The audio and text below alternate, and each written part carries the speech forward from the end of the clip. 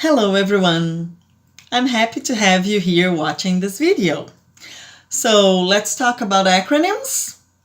Well, I'm going to start with a definition from my friend here, the Merriam-Webster Dictionary. Here it states that acronym is a word formed from the initial letters of a compound term or phrase. This phenomenon is AKA, or also known as, abbreviation or initialism. Our world is full of acronyms. We see them on the news, in TV series, movies, and especially on the internet for online communication.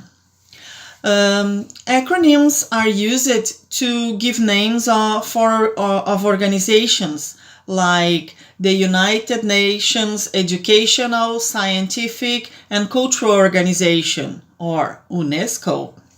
What about the National Aeronautics and Space Administration? Yeah, that's NASA. And do you know a company called International Business Machines? Yeah, that's IBM. They can also be used for describe business concepts, just like B2B or business to business, and PDCA or Plan, Do, Check, Act, and ROI or Return of Investment. They are very popular also in IT. Some common acronyms in information technology are the Central Processing Unit, or the CPU. And what about the Portable Document Format, or a PDF file?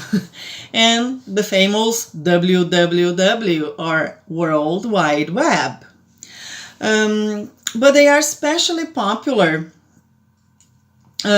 for internet communication, for online communication, as I said before. Why is that? Because acronyms save time. They are a reduced form for phrases or expressions, and they are easier to type.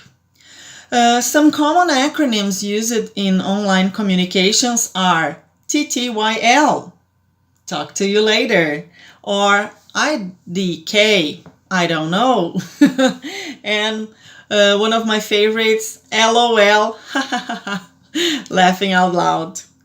I collected some of these acronyms and made a chart.